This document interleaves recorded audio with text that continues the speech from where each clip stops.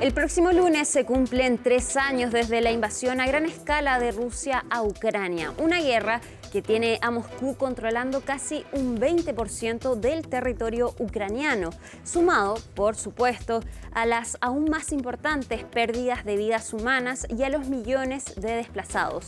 La paz se ve lejana, pero la última llamada entre Donald Trump y Vladimir Putin abrió una puerta a una futura negociación. Durante 5 horas se reunieron las delegaciones estadounidenses y rusas en Arabia Saudita, pero no fue invitado el presidente de Ucrania. Y no solo eso, el secretario de Defensa de Trump se encargó de acabar con uno de los anhelos claves de Zelensky. Dijo que Ucrania no será integrante de la OTAN y que tampoco recuperaría las fronteras previas a 2014. No solo es Kiev el que se está quedando bajo la mesa, también Europa, que ante esto está sosteniendo reuniones de emergencia. Incluso algunos países analizan la opción de enviar tropas de paz a Ucrania, pues aseguran que hay una amenaza existencial al continente. Aún no comienza una negociación formal para lograr la paz, pero Estados Unidos ya ha sentado las bases de un posible pero lejano acuerdo que deja a Rusia con una notable ventaja y optimismo. Aquí comienza Conexión Global Prime.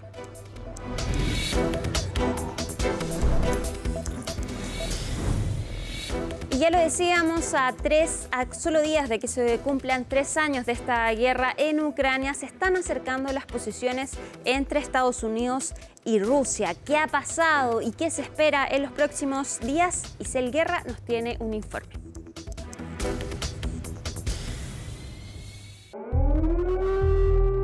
And it's a ridiculous war. The Ukraine war has to end. Кризис на Украине, который возник.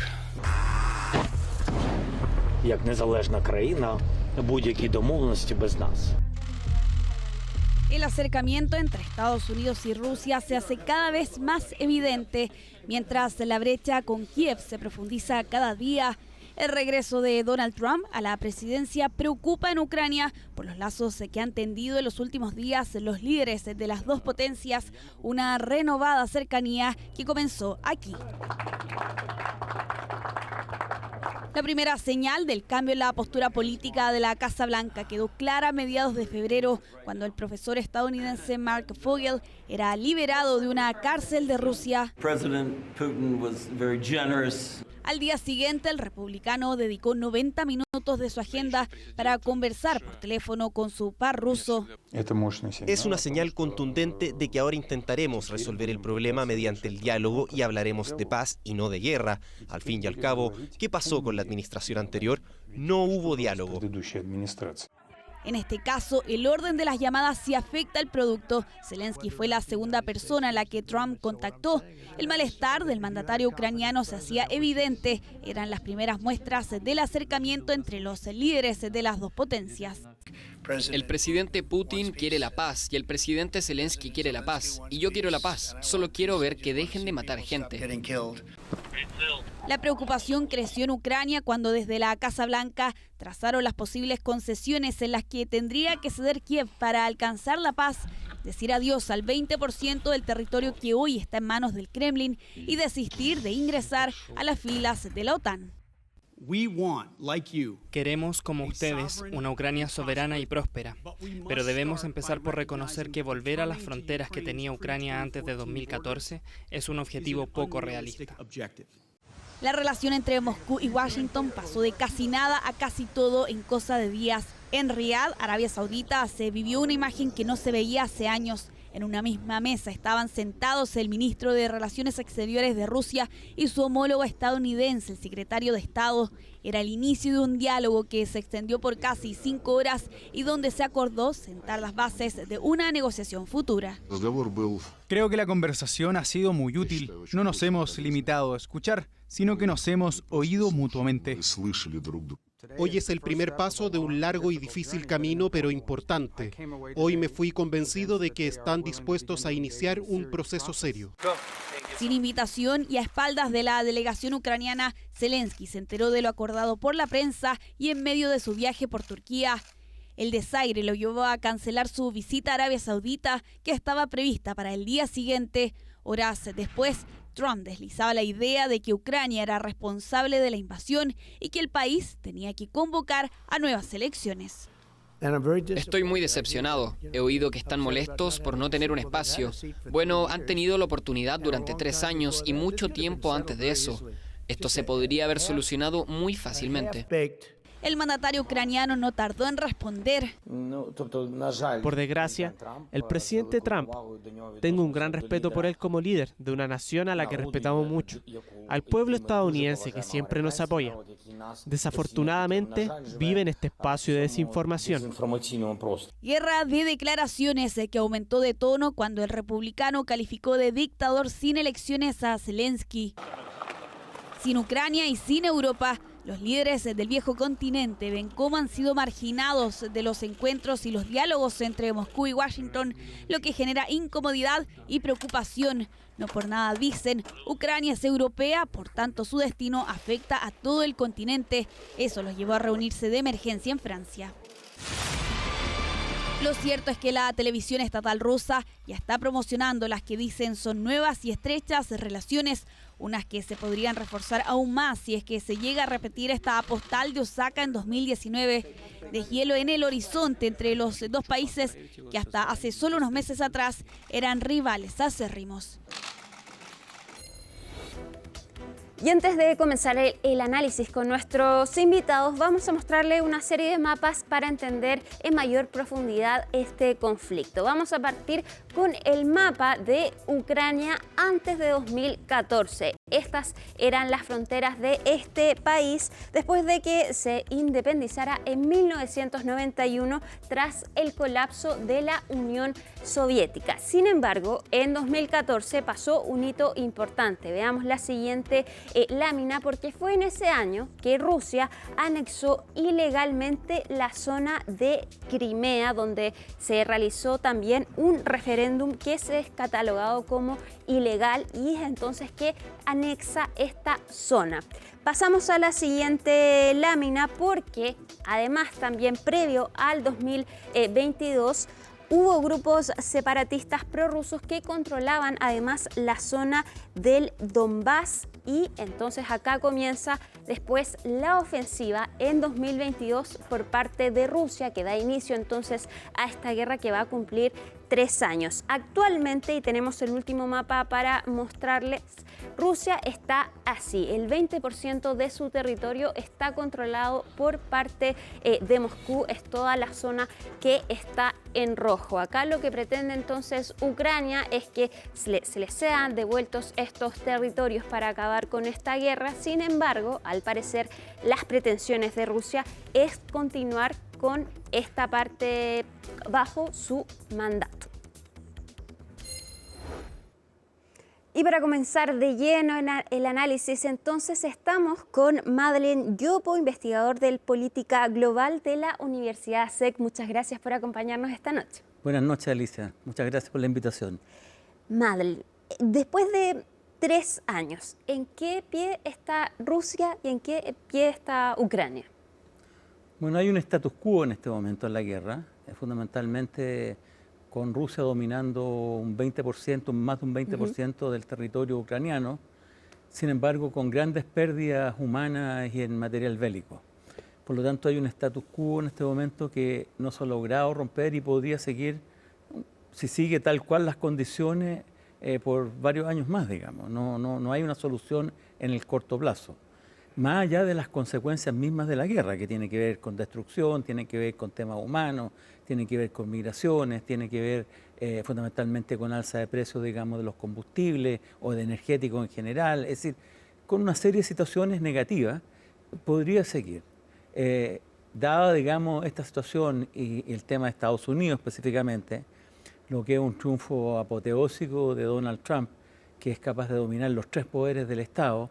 No solamente domina hoy día las 2 cámaras del Parlamento, digamos, lo que es el Senado y la Cámara de Representantes, el gobierno, el Ejecutivo, sino también tiene la Corte Suprema, con 6 jueces conservadores versus 3, digamos, más liberales. Hoy ha iniciado una campaña a nivel internacional de magnitud fundamentalmente aprovechando este impulso de que le dio el triunfo, este tremendo triunfo, cambiando lo que es la fisonomía del escenario internacional. Y parte de ello tiene que ver con Ucrania. Y el tema de Ucrania específicamente está directamente relacionado no solamente a su cercanía con Putin, siendo dos líderes autoritarios, populistas, hombres, digamos, fundamentalmente egocéntricos en su forma de ser, sino también por las consecuencias que tiene que, para sus intereses particulares en el caso de Trump, bueno, y evidentemente un triunfo diplomático de gran importancia para el mismo Putin. Exacto. Bueno, Donald Trump de hecho prometió acabar con esta guerra en 24 horas, no lo logró, pero sí estamos más cerca que nunca, se abrió acá una puerta para una posible negociación, se juntaron las delegaciones estadounidenses y rusas. ¿Cuál es el interés que tiene Donald Trump en este conflicto? Bueno, son varios los intereses que tiene. Por un lado tiene el interés monetario directamente, que es el más vil, podríamos llamarlo, de todo, que es cobrarle a Ucrania, digamos, por el armamento hasta un 50% de los minerales y energéticos, sobre todo las tierras raras que le sirven, en el fondo son materiales estratégicos. Tiene el hecho fundamentalmente de bajar la ayuda que da y el compromiso que tiene la seguridad europea. Le ha dicho a los europeos que tienen que gastar más, ¿no es cierto?, en lo que es su defensa propia, hasta llegar casi un 5% del PIB. Polonia, el único país que ha alcanzado casi bordea el 4% y los otros países están en el 2 y tantos %. Por lo tanto, ahí se ahorraría plata. Por otro lado, tendría, si en el caso se aproxima, porque no solamente el tema de la guerra, también es volver a tener relaciones con Rusia, energéticos baratos, evidentemente, y abrir mercados también en el caso de Rusia. También tiene que ver directamente con alejar, como le contaba anteriormente, Rusia de China, fundamentalmente porque el que ha sustentado a Rusia en este último tiempo ha sido China.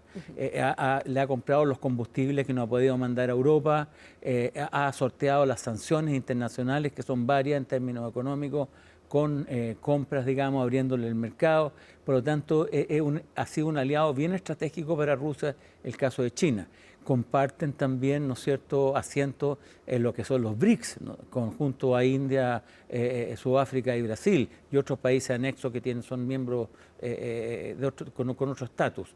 Por lo tanto, los intereses de él es fundamentalmente aislar a China por un lado, y son negocios por lo otro, y disminuir, que es un tema no menor, lo que es la Europa actual. La Europa actual significa para Donald Trump una alternativa de modelo que Trump lo rechaza completamente. Su modelo es un modelo liberal, transaccional, una plutocracia donde está rodeado de puros empresarios, ¿no es cierto? Le interesa el negocio, donde el Estado juega un rol menor. Europa es una sociedad, tiene sociedades fundamentalmente de un Estado más benefactor, donde el Estado juega un rol principal, donde hay evidentemente sector privado, donde hay una alianza muy importante, pero es el Estado, ¿no es cierto?, el que de alguna forma va generando las condiciones para el avance. Aquí, más bien, Trump lo que está haciendo es un laissez-faire en el caso de Estados Unidos. Pensemos no solamente, por ejemplo, que acaba de decretar por 180 días, borró el decreto que prohibía el soborno interno. Es decir, es un tema, al final, es un laissez-faire y es lo peor, digamos, en términos de lo que son las relaciones internacionales y las normas básicas de convivencia honestas en el mundo. Ahora, es interesante ese punto respecto de Europa porque, claro, Europa rápidamente alertó ante esta llamada de Donald Trump y Vladimir Putin, realizó una reunión de emergencia en París, en Francia, hoy día volvió a realizar otra. Sin embargo, no es riesgoso dejar un poco de lado a Europa y quizás dejar un espacio para que Europa se acerque quizás a China, por ejemplo? Europa no se va a acercar a China directamente porque tienen concepciones ideológicas distintas. Van a tener y tienen excelentes relaciones en términos económicos, pero igual tienen una competencia importante. En los últimos análisis de seguridad europeo, China es considerado un adversario. No es considerado un enemigo, pero sí un adversario, y en ese sentido ciertos resguardos frente a la seguridad, por ejemplo, en relación a la inteligencia artificial, hay resguardo, equilibrio frente, ¿no es cierto?, a ciertas formas de hacer negocios. Es decir, hay un elemento de confrontación con China. El tema es que lo que quiere hacer fundamentalmente en el caso de Trump, ¿no es cierto?, y que lo dijo mismo el vicepresidente, fue muy crítico frente a la democracia europea. Sí. Y está apoyando directamente a lo que son los sectores de ultraderecha, alemanes, franceses, ¿no es cierto?, para de alguna forma generar o romper ese esquema que significa un paradigma de desarrollo y de entendimiento de la realidad internacional con la cual él no está de acuerdo. Ese es en el caso ahí. Y por otro lado, su principal adversario en este caso es China. Y está buscando, digamos, de alguna forma, tratar de quitarle aquellos elementos donde China ha tenido algún nivel de injerencia. Lo ha dicho directamente frente al Canal de Panamá. Retomar el Canal de Panamá no solamente para que le salgan más baratos los costos, digamos, sino también porque dice que China está manejando el Canal de Panamá. Y así sucesivamente. India acaba de comprar aviones rusos, ¿no es cierto?, Sukhoi 57, y Estados Unidos detrás va y le ofrece los F-35, digamos, que son aviones de quinta generación, furtivos, digamos. Sí, lo que él está buscando son negocios, negocios a partir de una concepción, de una suerte de, por llamarlo, imperialismo transaccional, digamos, desde la fuerza, ¿no es cierto?, obligar a que en el fondo él tenga ganancia, o Estados Unidos, o sus intereses, o sus empresarios tengan ganancia. Ahora, ¿cuál es el tema de fondo aquí?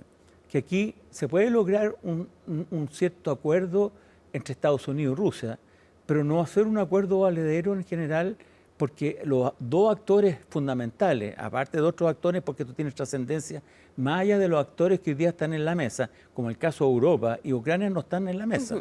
Claro. Y cada uno tiene intereses distintos. En el caso, por ejemplo, de Ucrania lo que ha pedido fundamentalmente es volver a lo que son las fronteras antes del 2014, es decir, incluyendo Georgia. Está pidiendo, ¿no es cierto?, entrar a la OTAN, cosa que en el fondo ya Trump dijo que no, porque hizo una serie de concesiones previas, entre otras que no entrara a la OTAN, que no se puede volver antes del 2014, y también está pidiendo, digamos, trató bastante mal a Zelensky, digamos, incluso dijo que era un dictador, pero aparte de dictador está pidiendo elecciones. Exacto. Es decir, que es una cosa que no se le va a aceptar en el corto plazo. Bueno, Zelensky, por el contrario, está pidiendo volver a la frontera, tiene un plan, ¿no es cierto?, donde se ingresa directamente a la seguridad europea, donde hay un fortalecimiento de sus capacidades estratégicas, donde hay una movilización europea hacia las capacidades estratégicas. Es decir, son 5 o 6 puntos que están ahí, que son fuertes, que son completamente contradictorios. Tanto con Trump como con Putin. Y en el caso europeo, Europa sigue viendo, como lo dijo los miembros importantes, la von der Leyen, digamos, y Costa, digamos, que son dos altos dirigentes, aparte de los cancilleres y los líderes como Scholz y otros más, que siguen viendo a Rusia como una amenaza. Y sobre todo países que son miembros de la Unión Europea, que son colindantes con Rusia, como el caso de Polonia, el caso de Estonia, Lituania, Letonia y otros más, digamos. Entonces lo ve como una amenaza real. Entonces tampoco puede aceptar primero que esta amenaza salga sin ningún tipo de concesión, pero además de eso, Rusia lo que pasó en el fondo es que ha roto normas básicas del derecho internacional desde la Carta de Naciones Unidas, que el hecho, digamos, de usar la fuerza para la solución de una controversia, digamos, que en el fondo rompe con los esquemas básicos del derecho internacional. Y no solamente el derecho internacional, está acusado en el derecho humanitario. Putin está acusado en la Corte Penal Internacional, exacto, sí, entre otras cosas. Entonces, las distancias son muy grandes. Van a tener que sentarse más gente en la mesa y van a tener que ceder, evidentemente, todo, porque yo creo que todos quieren la paz al final de cuentas, por motivos muy distintos, pero no es una paz cualquiera. Es una paz justa, una paz realista. Es decir, hay una serie de combinaciones que hoy día van a tener que ponerse en la mesa y que no están en la mesa actualmente. Ahora, ciertamente Europa vemos que está actuando rápido y de manera urgente. Zelensky está alertando que ellos no van a aceptar un pacto sobre Ucrania sin Ucrania. Sin embargo, da la sensación que el que lleva la ventaja acá es Vladimir Putin y Donald Trump. Y de hecho, el primer ministro de Reino Unido dijo que ellos están dispuestos a enviar tropas a Ucrania, algo que hace un tiempo era impensable. Entonces, ¿Qué espacio para negociar tiene Europa si ahora vemos que Donald Trump está diciendo lo que quiere y se está alineando prácticamente con Vladimir Putin? Sí, es que Trump puede decir muchas cosas, pero sin embargo hoy día lo que existe es una contrarrespuesta, digamos, una contraargumentación de poder. El poder que tiene Estados Unidos hoy día no es el poder imperial que tenía antes, no es el poder, ¿no es cierto?, cuando cae la ex Unión Soviética, sino hoy día un poder más limitado. Trump lo está poniendo en la mesa, pero está teniendo respuesta de los gobiernos, ha tenido respuesta del gobierno mexicano. Es decir, el gobierno mexicano está dispuesto a conversar, está dispuesto a ayudar, está dispuesto, digamos, a colaborar, pero desde, ¿no es cierto?, una cierta posición de soberanía y dignidad. Lo mismo pasó con Brasil, que Lula le querían subir, ¿no es cierto?, el acero, y dijo que le iba a poner también condiciones similares. Canadá evidentemente está haciendo lo mismo. Es decir, los países están respondiendo. El tipo de respuesta, por lo tanto, este es un juego como de póker en paz. Tus 2 y 2 más, digamos, y vamos con ese hasta dónde avanzamos. Está en un elemento de prueba. Evidentemente todo el mundo cree que hoy día está logrando todo lo que quiere lograr y evidentemente sí tiene una ventaja hoy día porque, como vuelvo a repetir, Estados Unidos sigue siendo la primera potencia mundial, sigue siendo el principal soporte que hoy día tiene Ucrania, pero la Unión Europea va a tener que asumir, digamos, un aporte mayor y el tema de las fuerzas para mandar soldados no tiene que ver directamente, sino tiene que ver si hay un proceso de paz de por medio para la verificación de esa paz. Claro, no es que no para combatir. No es para combatir, ni mucho menos, porque y no creo que Moscú vaya a aceptar eso porque no quiere tener fuerza europea y fundamentalmente fuerza que también pertenece a la OTAN en suelo ucraniano. Niega completamente el ingreso de Ucrania, digamos, a la OTAN. Ahora, yo creo que también va a negar el ingreso de, ¿cómo se llama?, de Ucrania a la Unión Europea, porque la Unión Europea tiene una cláusula de defensa mutua. Entonces, sí, por lo tanto, viene a ser lo mismo. Ahora, ¿qué está obligando esto? A que Europa se repiense a sí misma como una entidad y un actor que estaba un poco dormido bajo el paraguas de la seguridad estadounidense. Y en ese sentido va a tener que repensarse no solamente a través del escudo celeste que están hoy día, se está ampliando, digamos, un escudo general, sino también en lo que es la disuasión nuclear, van a tener que ampliarse en términos de ejércitos, tropas, es decir, repensarse en un poder económico, político y militar, aparte cultural y por cierto que en el fondo ya lo es, pero en el fondo va a tener que repensarse y retomar una actitud más proactiva. Y eso es un tema no menor. Está de alguna forma dinamitando un poco esa posibilidad también Trump con la ida, ¿no es cierto?, de Musk, ¿no es cierto?, y con la ida de Vance, que están hoy día ayudando a estos sectores de derecha y tratar de desestabilizar y fomentar los nacionalismos internos un poco, dividir para gobernar, como se dice, ¿no es cierto? Pero en el fondo Europa va a tener que repensarse si quiere tener un rol en este mundo. Ahora, Donald Trump ayer dijo una falsedad, culpó a Ucrania de que ellos habían comenzado con esta guerra cuando eso no es cierto. Sin embargo, tiene un punto Donald Trump, que durante 3 años no han logrado una solución a este conflicto, que a pesar de todo el apoyo monetario que le ha dado Estados Unidos a Ucrania, que no es mucho más que lo que le ha dado Europa, pero acá entonces hay una cierta una mala gestión por parte de Europa de permitir que durante 3 años entonces siguiera este conflicto y no se avanzara en una solución? Ahorita es un conflicto primero bastante largo. Yo diría que el principal error que comete Europa fue cuando estaba Mikhail Gorbachev y planteó el sentido de la gran Europa. Y Europa, por los resquemores que habían, porque se estaba recién acabando la Guerra Fría, ¿no es cierto?, los países de Europa del Este con mucho resquemor, que estaban entrando a la Unión Europea con mucho resquemor, no le dieron espacio y justo estaba en el proceso de la perestroika y la glasnost.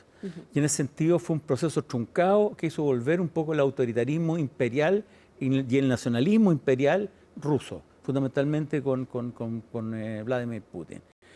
Esto lo hizo, digamos, de alguna forma y aprovechando lo que fue el ingreso o el posible ingreso, ¿no es cierto?, de Ucrania a la Unión Europea con el Maidán, digamos, sí, el 2014, donde Yanukovsky, digamos, sale arrancando, que era un hombre cercano a Moscú, en el fondo de aprovechar y tomarse la península de Crimea y junto empezar lo que eran los conflictos en el Donbass, Donetsk y Donbass.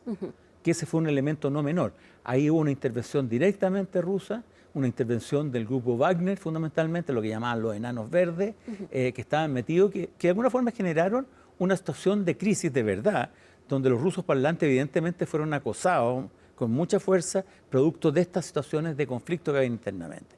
Y eso se estuvo por 8 años, hasta que se genera la invasión. En esas condiciones era difícil encontrar una solución en estos 3 años. Más aún, cuando Europa y otros países en Minsk II, digamos, no fueron capaces de lograr y colocar cláusulas para poder proteger y poder generar un mejoramiento de la situación en estas provincias y en estas regiones.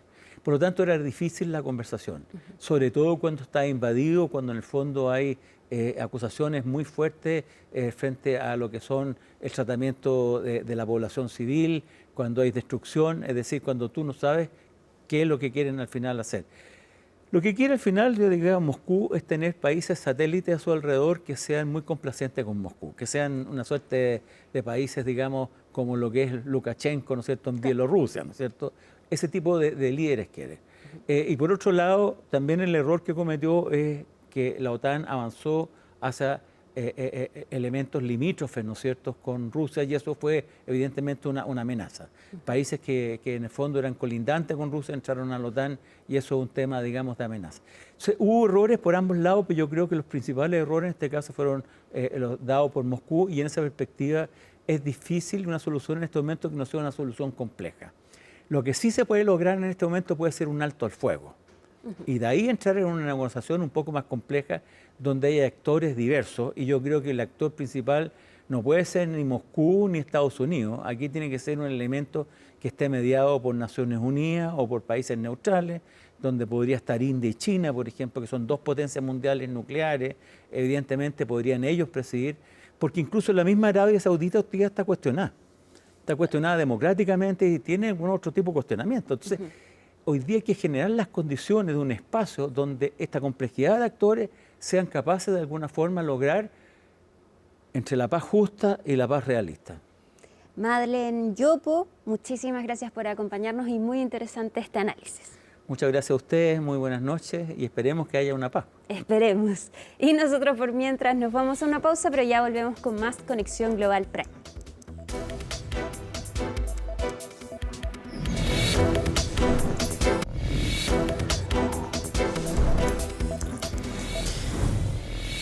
Y para continuar entonces con este análisis de esta guerra en Ucrania, vamos de inmediato a tomar contacto con Moscú, donde está Yuri Sigov, periodista, escritor, docente de la Academia Presidencial Rusa de Economía Nacional. Muy buenas noches, Yuri, muchas gracias por acompañarnos. Muchas gracias y estoy listo. Yuri, ya vamos a entrar al tercer año de esta guerra. ¿Cómo se vive en Moscú, en la sociedad civil, este conflicto que ya parece parte de la vida diaria, o no? Sí, muy pronto, el día 24, ya podemos supuestamente celebrar el tercer aniversario de ese conflicto bélico. Claro que no se puede celebrar esta fecha, porque el asunto es más que serio y lamentablemente ese conflicto continuó. Habían distintos tipos de discusiones.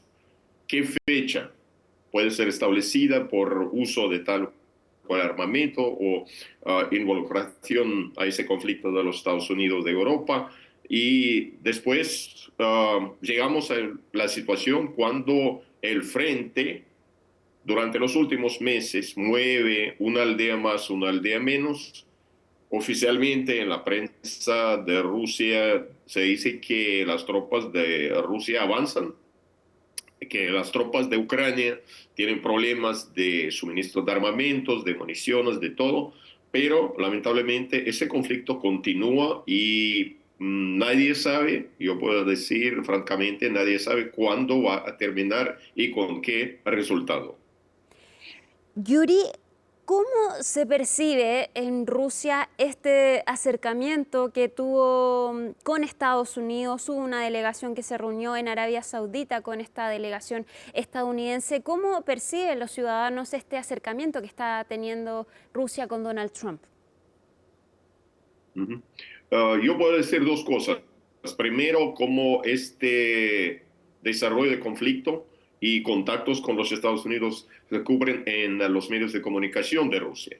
Y segundo, cómo siente la gente en la calle, en distintos tipos de organismos. Mis estudiantes, por ejemplo. Cosa número uno es la cobertura de todo lo que sucedió en los últimos 2 días después de los encuentros de representantes del gobierno ruso con 3 representantes norteamericanos en Arabia Saudita. Y yo puedo decir que era el encuentro solamente para reanudar los contactos.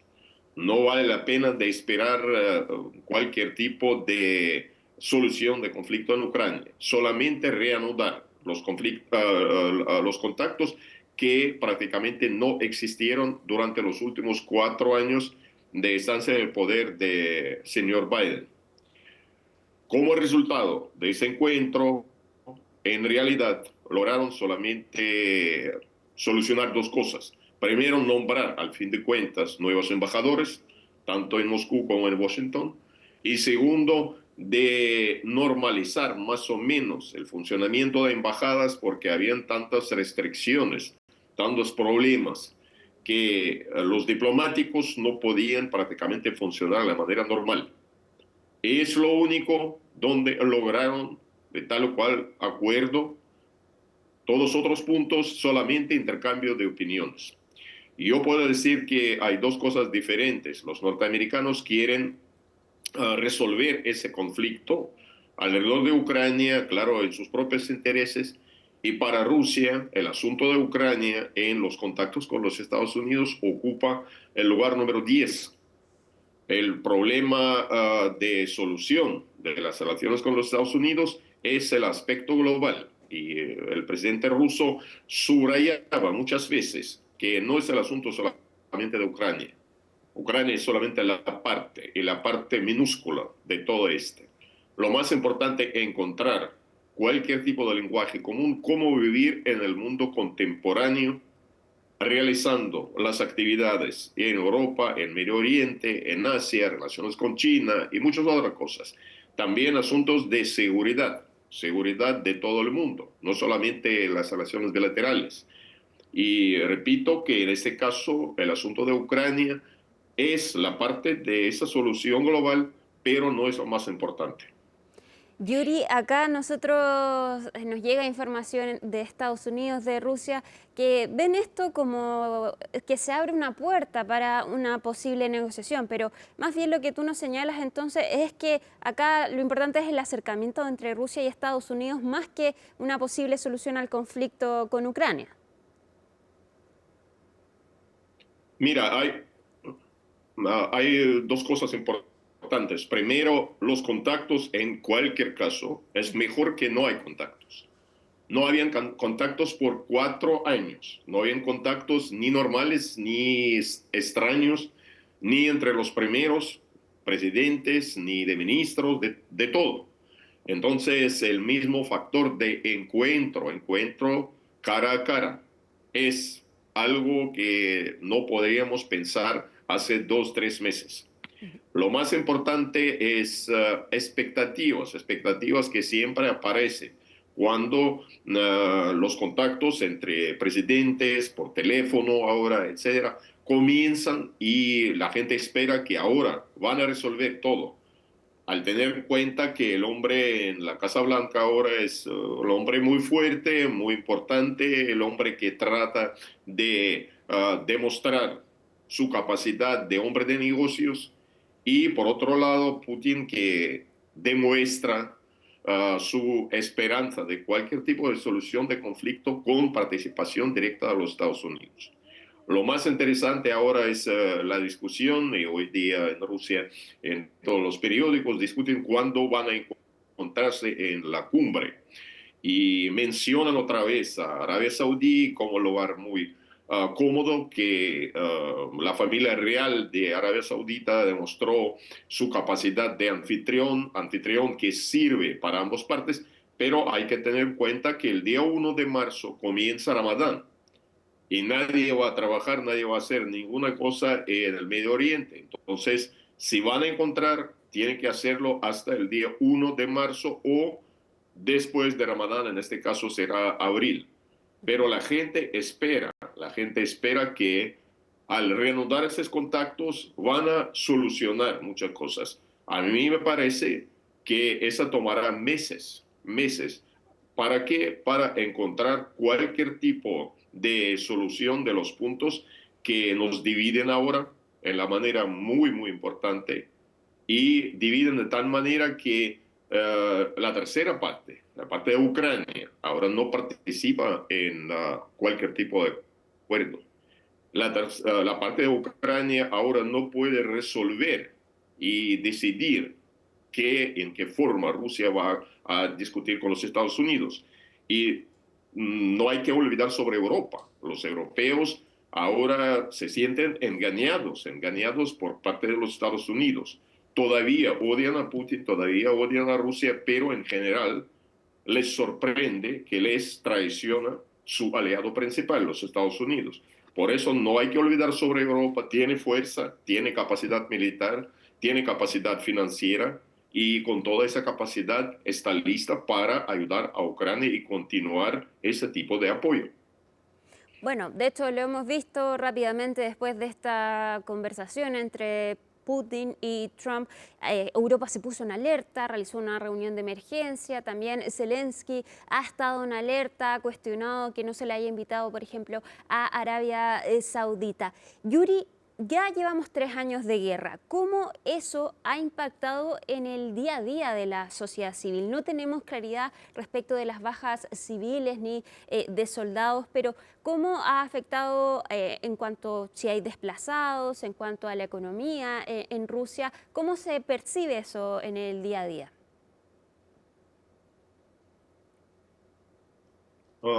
Yo puedo nombrar esa guerra la guerra muy extraña. Es lo más, yo puedo decir, bueno, en este caso, que yo puedo decir sobre las actividades bélicas. Algo muy raro, algo muy extraño sucede durante estos 3 años. Supuestamente es la guerra. Por otro lado, se llama la Operación Militar Especial. La cosa debe ser más importante para toda la sociedad, como yo entiendo y como hemos visto durante la Segunda Guerra Mundial. Cuando la guerra comienza, esa debe ser la parte de vida cotidiana de cada uno. Pero en Rusia no es así. Tenemos 1.100.000 efectivos a lo largo de la línea de frente. Una cosa. Otra cosa, como 3,5 millones de personas en Rusia que son miembros de sus familias, las personas que están ligados con ellos, y en general es un poquito menos de 5 millones de personas. La población de Rusia ahora 148 millones. ¿Qué hacen otros ciudadanos de Rusia? En enero yo visité a Vietnam y volaba desde Moscú a Vietnam como 9 horas y media. Habían aviones también que partían a las Islas Maldivas, a Tailandia, a China, a muchos otros lugares. Todos aviones llenos de pasajeros. Van con sus familias, con sus niños, con un montón de dinero en sus bolsillos. ¿Cómo es posible? La parte, como 5 millones, está involucrada en los combates bélicos. El resto vive la vida normal. Si tú vas en Moscú, si tú vas en cualquier otra ciudad ahora en Rusia, en el restaurante, todo está lleno de gente, la gente come, celebra distintas cosas. Si tú vas al partido de hockey sobre hielo, la vida normal, la vida cotidiana no está afectada por todas estas cosas.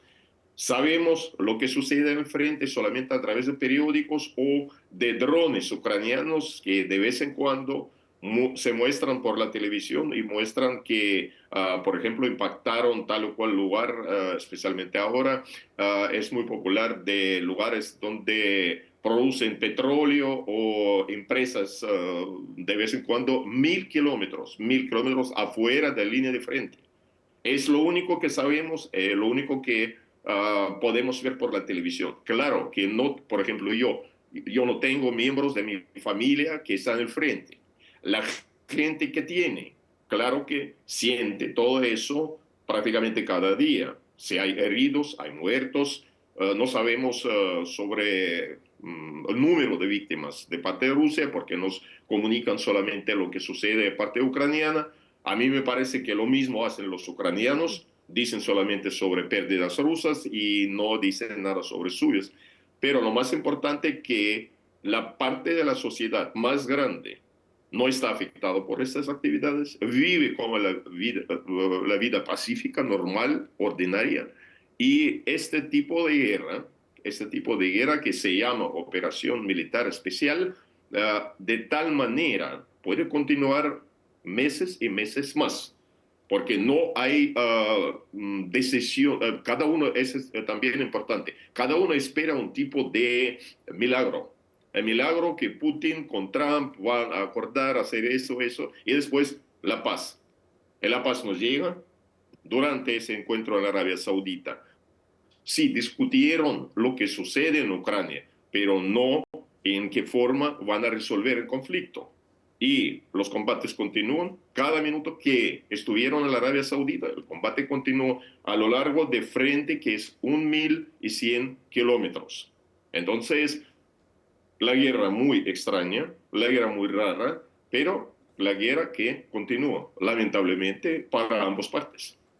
Extrañísima esta guerra que nos describes, claro, no es lo que se pensaría, esta sociedad que sigue su vida día a día, y precisamente eso te iba a preguntar. Entonces, las personas en Rusia esperan que esta guerra continúe durante meses, no esperan un fin pronto a este conflicto, a pesar de que ya llevamos 3 años de guerra.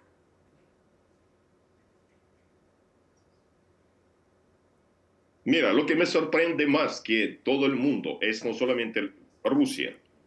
Yo escribo un artículo sobre eso, que muchos piensan que el mundo es multipolar. Muchos dicen que tenemos la ONU, tenemos BRICS, tenemos cualquier otra cosa. Tenemos compañeros, sí, en China y tenemos compañero Putin en Rusia. Pero en realidad todo el mundo, no solamente rusos, todo el mundo espera los milagros de solamente una persona, Trump. Esperan milagro de su involucración en todos los conflictos, en Medio Oriente, en Ucrania, relaciones con mismo Venezuela, con Cuba. Por donde quieres, siempre Trump está en el centro.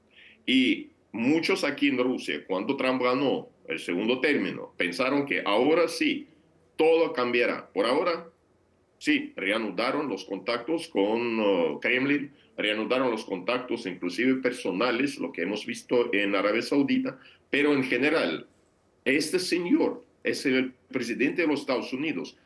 Tiene que, yo no sé por qué él tiene que, a resolver el conflicto que sucede en el territorio de ex Unión Soviética, entre dos repúblicas de ex Unión Soviética. El mismo pueblo ruso, se puede llamar ucraniano, puede decir lo que quieres. Los mismos rusos matan a los mismos rusos y esperan un milagro de parte del presidente de los Estados Unidos.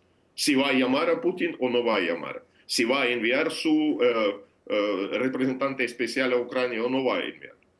Es algo absolutamente ridículo. Y en caso del pueblo ruso, a mí me parece un papel importante juega también los medios de comunicación.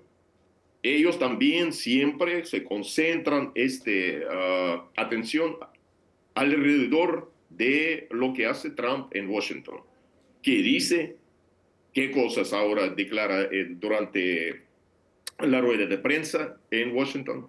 Después si llama o no llama a Zelensky, si no llama a Putin, etc. Es absolutamente ridículo. No podemos estar dependientes de parte de un señor que está en los Estados Unidos, que por la mañana dice uno, después otra cosa, después rueda de prensa, después aparece su representante, y aquí la gente sí apoya a Putin, apoya la posición del gobierno de Rusia, pero espera los milagros de Trump. Y es algo que no hemos visto durante los últimos años, desde el comienzo de ese conflicto. Yuri Sigov, muchas gracias por acompañarnos esta noche en Conexión Global Prime. Muy interesante conocer de primera mano lo que está ocurriendo en Moscú y te deseamos mucho éxito y mucha suerte con este invierno que están viviendo allá en Rusia. Sí, muchas gracias y estaremos en contacto. Continuamos con este análisis respecto de esta guerra en Ucrania y para esto nos acompaña en estudio el embajador de Ucrania en Chile, Yuri Yudin. Muchísimas gracias por acompañarlo. Les pido disculpas por la pronunciación de su nombre. No, lo pronunció correctamente. Muchas gracias por invitarme. Yuri, embajador, ¿cómo sigue la vida en Ucrania después de estos 3 años de guerra? Bueno, la vida sigue...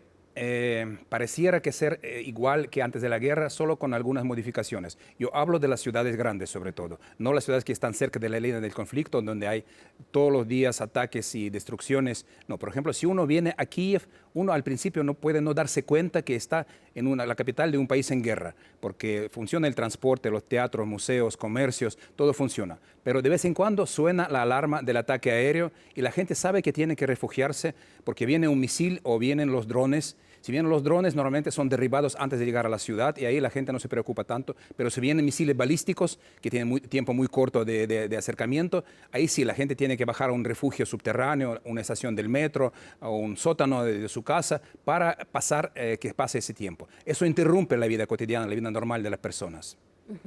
Embajador, hay también no solo pérdidas del territorio, 20% del territorio de Ucrania ya lo controla Rusia, sino también pérdidas humanas. No tenemos claridad respecto de las bajas de tanto civiles como soldados. ¿Cómo se traduce estas cifras? Realmente esta guerra nos trajo muchas muertes, mucha tragedia, muchos sufrimientos al pueblo ucraniano. El presidente Zelensky hace pocos días habló y él dijo una cifra que, cerca de 45.000 soldados fueron muertos en la guerra y otros 300.000 fueron heridos o discapacitados, muchos de los cuales después de hospital regresan a las Fuerzas Armadas y continúan la batalla.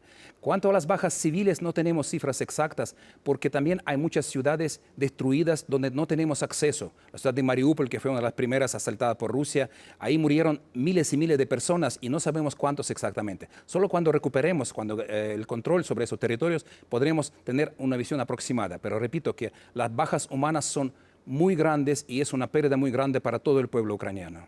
¿Cómo toma Ucrania estas declaraciones de Donald Trump, esta llamada con Vladimir Putin, esta reunión en Arabia Saudita y hoy día mismo que Donald Trump dice que Zelensky es un dictador?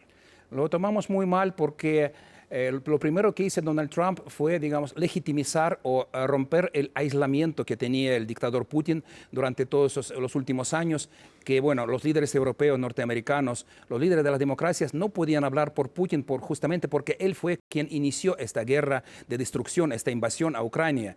Y Trump ahora está rompiendo con este aislamiento y como que le da más legitimidad al dictador. En Ucrania hemos tenido 5 presidentes desde la independencia hasta la fecha y vamos a tener el 6º seguramente cuando termine la guerra. Durante la guerra está prohibida las elecciones por la Constitución, porque no se puede asegurar el proceso electoral limpio, justo cuando millones de ucranianos están en el exterior y no pueden votar o tienen dificultades. Otros miles de ucranianos están luchando en las trincheras y también no pueden votar y no hay seguridad para los centros de votación. Cuando la gente viene ahí puede llegar un misil y matar mucha gente. O sea, por todas esas razones está prohibida la votación y las elecciones durante el tiempo de la guerra. Pero cuando termine la guerra, cuando termine la ley marcial, en pocos días se puede organizar el proceso electoral y Zelensky lo dijo varias veces que él quiere que haya ese proceso y que haya una competición y que haya elecciones cuando termine toda esa situación. El presidente Zelensky habló de que no van a aceptar ultimátums por parte de Rusia. Por ejemplo, las pretensiones, según Zelensky, de Rusia es instalar un gobierno prorruso, quedarse con el territorio ya ocupado. Entonces, ¿qué es lo que podría ceder Ucrania o qué es lo que tendría que pasar para que Ucrania acepte una paz? En primer lugar, ¿por qué tenemos que ceder algo? Bueno, fuimos agredidos, fuimos atacados. Somos un país que está sufriendo el mayor peso de esta guerra, tanto en vidas humanas como en destrucciones masivas, como mucha parte de economía, sobre todo la industria energética, centrales eléctricas, fue destruido y todo eso. ¿Por qué tenemos que hacer concesiones nosotros? ¿Estamos dispuestos a negociar? Sí, porque el pueblo ucraniano es el que más quiere y anhela la paz. Después de esos 3 años de guerra, somos nosotros los que más estamos interesados en la paz. Y podemos negociar muchas cosas, menos una cosa, menos la integridad territorial. O sea, si se nos pretende robarnos partes de nuestro territorio, eso es innegociable para nosotros. Lo demás, por ejemplo, se habla de del envío de tropas europeas a Ucrania para estar en la línea del frente, en la línea de demarcación entre las tropas rusas y ucranianas, para asegurar la tregua o el cese del fuego. Eso lo podemos aceptar. Los temas de la minoría rusa en Ucrania, los temas del idioma, etcétera, escuelas, eso se puede negociar. Pero una cosa, repito, que es innegociable, es la integridad territorial y la soberanía de Ucrania. Eso no. Ahora, ¿qué pasa, por ejemplo, con Crimea y con la región del Donbass, que fueron finalmente anexadas antes de que iniciara este conflicto? ¿También Ucrania aspira a mantener el control de estos? Realmente la guerra de Rusia contra Ucrania no empezó hace 3 años, empezó hace 11 años con la anexión de Crimea y la secesión de algunas partes del Donbass ucraniano, 2 regiones, Donetsk y Luhansk. Ahora, después de 11 años, la situación demográfica en esas regiones se complicó mucho porque Rusia hizo mucha propaganda, muchas cosas en esas regiones para inculcar a la población en la ideología rusa, etc. Nos damos cuenta que para recuperar esos territorios se necesitará más tiempo. O sea, nuestra primera posición en negociadores sería regresar a las fronteras que existían antes del 24 de febrero del año 2022, antes de la invasión a gran escala de Rusia. Y a posteriori se podría hablar sobre la recuperación de Crimea y del Donbass, pero siempre por vía diplomática, no por vía militar. Eso es una cuestión a futuro. Perfecto. Embajador, quiero preguntarle también respecto de la relación entre Chile y Ucrania. ¿Usted ha mantenido contactos con el gobierno chileno? ¿Ve un apoyo desde el presidente Gabriel Boric? Realmente es un apoyo muy grande. Desde los primeros días de la guerra, hace 3 años, el presidente Boric, cuando era el presidente electo todavía, hizo una declaración junto con el expresidente Piñera, salieron el mismo día las declaraciones en apoyo a Ucrania y condenando la invasión rusa. Eso fue inmediato. Y desde entonces, durante los 3 años del gobierno de Boric, hemos tenido todas las señales de apoyo por parte del gobierno, la Cancillería, el propio presidente. El presidente Boric estuvo el año pasado en la primera cumbre mundial por la paz en Suiza, en junio, donde tuvo un rol protagónico también. El canciller Van Claveren estuvo en Canadá en octubre para una conferencia de dimensión humana de la guerra en Ucrania, o sea, el retorno de los prisioneros, los niños capturados por Rusia o deportados por Rusia.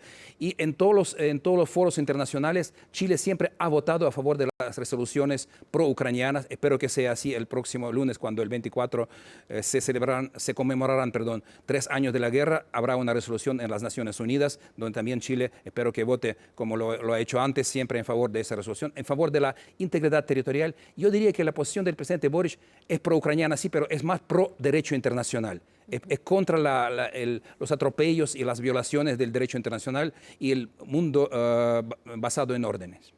¿No se ha hablado respecto de algún posible viaje del presidente Boric a Ucrania? Yo estoy hablando siempre. Desde que llegué aquí hace 1 año y 2 meses, yo siempre estoy hablando de eso. Y me dicen que sí, es posible en un futuro. Vamos a ver si en una gira europea se podría organizar. Eso sí. Y también yo sé del interés de nuestro presidente Zelensky de visitar la región de América del Sur y reunirse con varios líderes aquí de la región. Y no sabemos todavía dónde y cuándo va a ser este viaje, si es que va a ser. Y en este viaje, en esta reunión, también será invitado el presidente Boric. ¿Podría venir entonces el presidente Zelensky a Chile? ¿Por qué no? Yo no descarto nada. Embajador, quiero preguntarle también respecto del rol de la Unión Europea. Está realizando reuniones de emergencia después de esta llamada entre Trump y Putin. ¿Cómo ven ustedes el accionar de la Unión Europea en estos 3 años? Mire, la Unión Europea parece que ha recibido un poco de una ducha fría después de la conferencia de Múnich, las declaraciones del vicepresidente de Estados Unidos, J.D. Vance. Y bueno, la Unión Europea está pensando ahora cómo hacer frente a esta nueva realidad que se hizo en los Estados Unidos y que, bueno, que de alguna manera, digamos, quiere marginalizar a Europa, a la Unión Europea, de las conversaciones por la paz, porque la guerra en Ucrania se desarrolla en el suelo europeo. Y para nuestro punto de vista, los europeos, gobiernos europeos deben estar presentes en la mesa de negociación, al igual que Ucrania. No aceptamos ninguna negociación que sea a las espaldas de Ucrania, que sea sin la participación de Ucrania, porque se trata de la paz en nuestro país. Ahora, vemos muchos esfuerzos del presidente Macron, que está haciendo la segunda reunión hoy en París de otros líderes europeos, y no solo europeos, porque también de Canadá vienen líderes. Y estamos muy satisfechos que los líderes europeos hoy en su mayoría dieron apoyo y respaldo al presidente Zelensky frente a los dichos del presidente Trump, que lo llamó de dictador. Hay muchos que lo apoyaron a Zelensky, dijeron no se puede llamar a un dictador, a un líder de país en guerra que ha hecho tanto y tanto para que Ucrania resistiera, para que Ucrania siguiera con esta guerra y siguiera resistiendo. Así que Europa sí está movilizándose, está preparándose para ser una unión más fuerte, no solamente desde el punto de vista político, que ya lo era, pero también desde el punto de vista militar, porque han visto que la OTAN sola no es capaz de defenderlo, porque la OTAN es la mayoría de Estados Unidos. Y ahora se habla también de la creación de un posible ejército europeo. Hay muchas versiones que se están hablando esos días y lo vemos de manera muy positiva porque realmente Europa ha sido un gran aliado de Ucrania durante toda esa guerra.